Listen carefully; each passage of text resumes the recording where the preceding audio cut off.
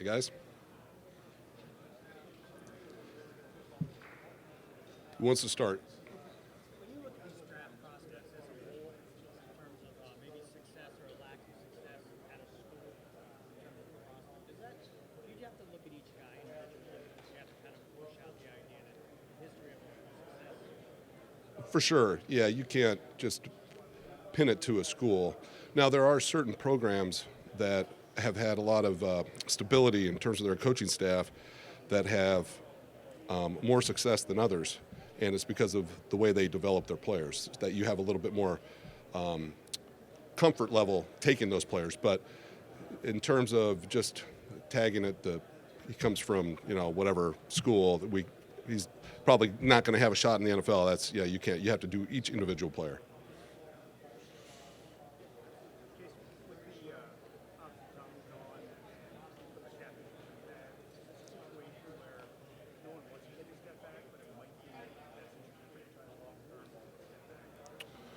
I don't want to say taking a step back. We're still trying to restock and eventually build another championship team, and it's just going to look a little different and be done a little bit differently. We were in a position in 2020 after we won the Super Bowl to be able to re-sign all of our players, which hadn't been done in a very long time. And the goal is eventually to be able to get back into a position like that. But in the short term, we still want to win and compete for this division, and we think we can. And we just don't want to do it without sacrificing our long-term plans, our long-term goals as well. So I think we can find a way to do both at the same time.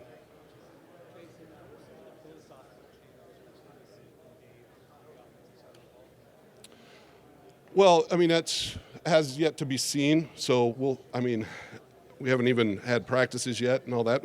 We can go by what he's told us, and he's got a lot of confidence in the system that he comes from. So you can look at the Seattle system, and I think a lot of that is what he's going to be employing with the Buccaneers. And this is a good question for Dave, good question for Todd. We just know that Todd interviewed a lot of candidates. I was a part of it, but Todd interviewed a lot of candidates, and we're very excited to bring his confidence and his energy and what he's learned in that system that he's been a part of for a long time. When you go through a tough injury stretch, reassess things after a year, how much of it is battle of attrition throughout a year is based on luck? How much can you do to try to bend it? Yeah, it's tough, and you have some years. Well, the year that we won, you always call it the war of attrition. The year we won it, we were very, very lucky in terms of not having a lot of injuries, and that had a lot to do with it. So a lot of it's just unfortunate circumstances, but you're always trying to stay ahead with your sports science and your strength and conditioning, your athletic performance teams, trying to find different ways to maybe put less load or less stress on certain players at certain times. Has Kyle Trask done everything he can? Has Kyle Trask done everything possible behind Brady lead up to this point? Do you feel comfortable that he could be the guy? Yeah, we're very excited about Kyle. Very excited about him getting an opportunity to be the starter. Would be very comfortable with that. Excited to use that word already, but really am. For him to get a chance to be with the starters in off-season, starters in training camp, starters in preseason, which he's never done. He was a successful quarterback in the SEC. Wildly successful. We took him in the second round for a reason.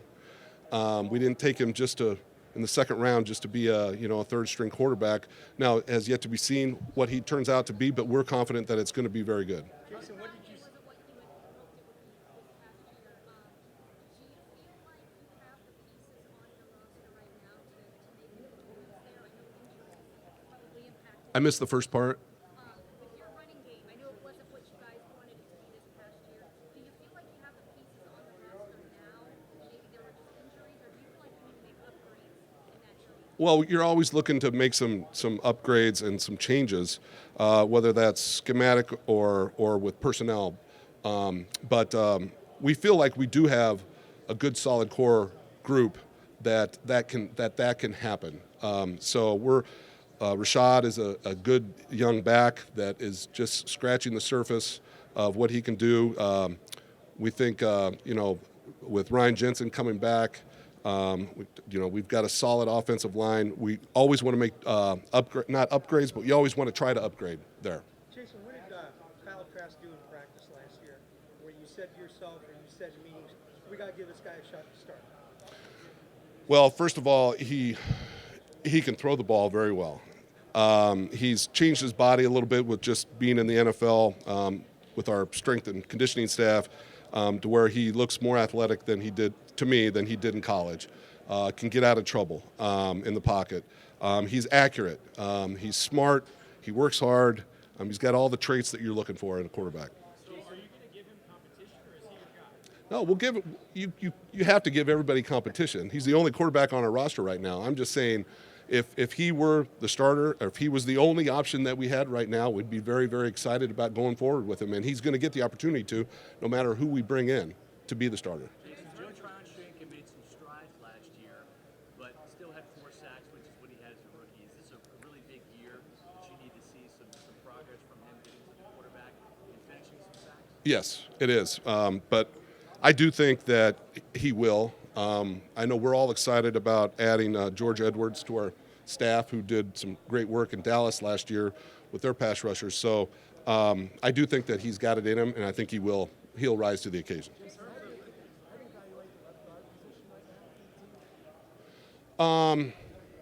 Well, I think Luke last year was, as a rookie, coming in from playing right tackle at Central Michigan to left guard, which is a move to the other side, which is never easy, and started the season off well, but then went through a gauntlet of some of the top premier 3-techs in NFL, and was maybe a little bit unfairly evaluated for a rookie. I think he's going to take a big step up. We've got Brandon Walton, we've got Leverett, we've got some serviceable guys that I think can get better, that will get better. It's not as daunting as some people think it is. I think we have pieces here that we can compete with, but we're always looking to upgrade our offensive line as a whole. Can Christian Wirfs play left tackle? That remains to be seen. We haven't seen it yet in the NFL. I think he has all the traits to do it, if that were the case, to do it. But we haven't had any spring practices, OTAs, or anything like that yet.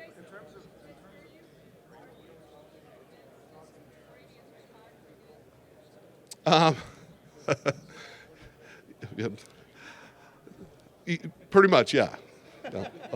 I said I'd leave a desk lamp on before. Last year I said I'd leave a light on. Maybe it's a flashlight. I don't know. Jason, do you think any chance you guys try to convince Tampa to come back again? I think he's got his mindset. I think he's happy with his decision, and we're happy for him. And Was it worth it running it back one more time? yes, 1,000%. Jason, In terms of roster building and budgeting, I mean, with the players that y'all drafted, snap share-wise, it's at around 60%. Does that matter? Is that part of what y'all want? I mean, is that even something you think about?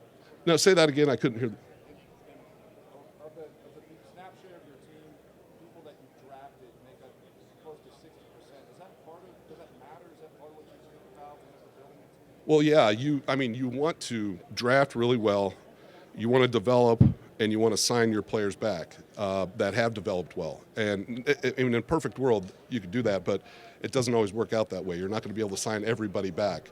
But yes, you do want to draft and develop your own. I think that's the key. And then add pieces here and there in free agency. But free agency, the big mega deals don't always work out. So it's, you want to be responsible.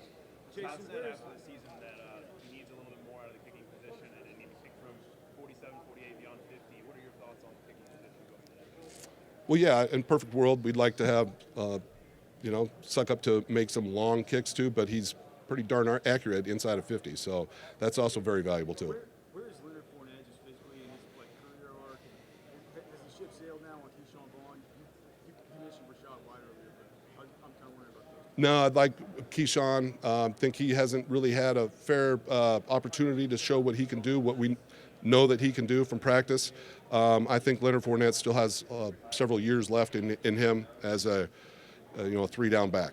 Jason, when you talk about finding value in free agency, 2 guys that immediately come to mind last year where you found value was at safety with Logan Ryan at Seattle Deal. Do you foresee kind of getting one of those one-year deals again at the safety position, just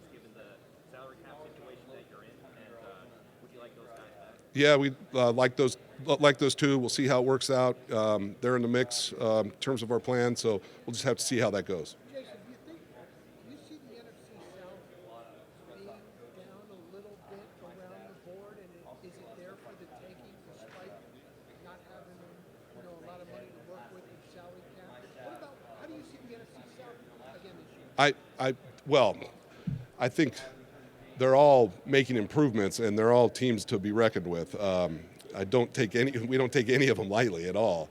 But I do think that we're in a position where we can still compete for this title. I'm not making any proclamations by any means, but I still think that we have a chance to still compete and win this division. So it'll be an interesting year. New coordinator, new quarterback. How big is the time before the players arrive when the playbook is crafted? How influential is that time for everything that's to come? It's always important to get those two on the same page. So that will be very important. Jason, I know it's been a long time since you worked in Foxborough, but how has the way you process and approach scouting receivers changed since your time with the Patriots? Well, I mean, at the core, it's the same. You're looking for guys you have different types of receivers. Your slot receiver is going to be different than your X receiver or your Z receiver, and it's just the makeup of the room. Sometimes you lack the speed guy, sometimes you lack the physical guy. But at the core, we're looking at them the same. It depends on your offense and what type of offense you're running is going to be different. We're not running the same type of offense as New England right now.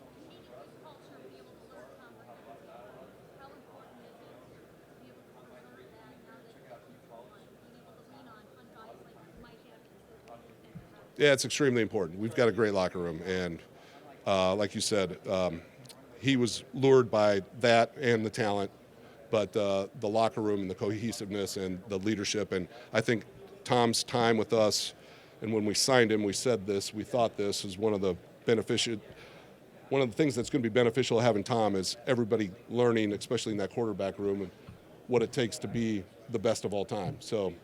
Jason, what is Todd Bowles' best attribute as a head coach? Well, he's got a lot of great attributes. I would say his communication is great, especially between he and his players, but then himself and me. So we can talk about anything at any time and have hard discussions at any time.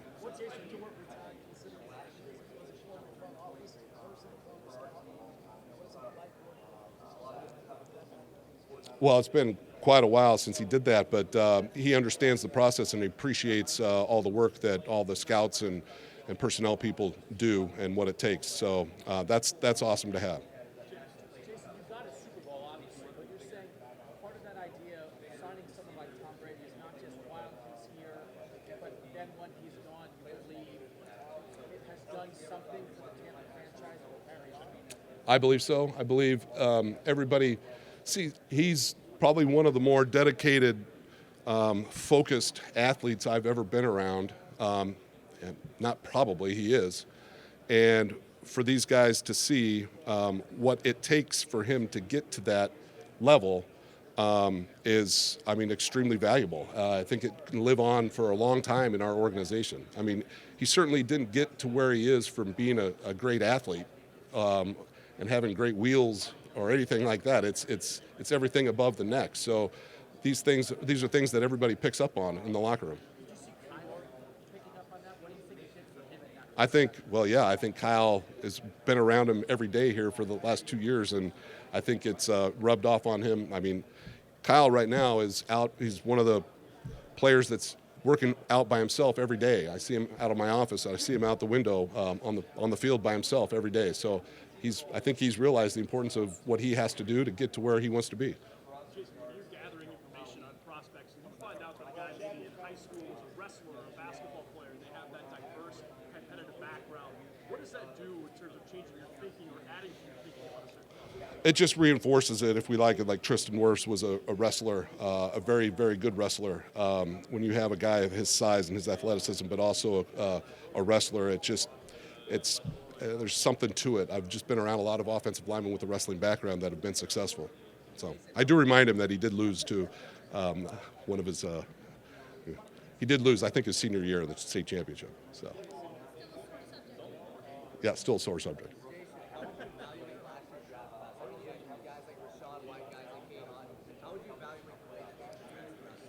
I thought Rashad, we've talked about Rashad, Cade and Coe. Coe for not a used minimal playing time compared to some of the others, but making a big impact in his role. And then Jake Camarda, extremely happy with him on our roster. I think the arrow is definitely going up, and I think Luke and Logan are going to take big steps this year.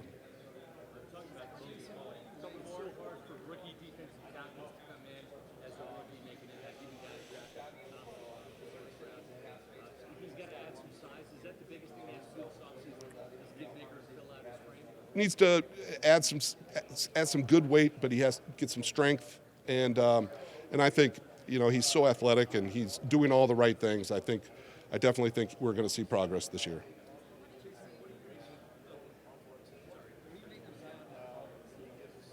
Oh, I didn't mention Zion. First of all, Zion did an incredible job on special teams for us. He's learning the position in the NFL. He's where I thought he would be coming out of his rookie year. We knew it would take some time. It doesn't happen all the time where you see a late round pick become a candidate for Defensive Player of the Year. That's kudos to teams that did get that. But I do think that he's got that potential to be a starting corner in the league.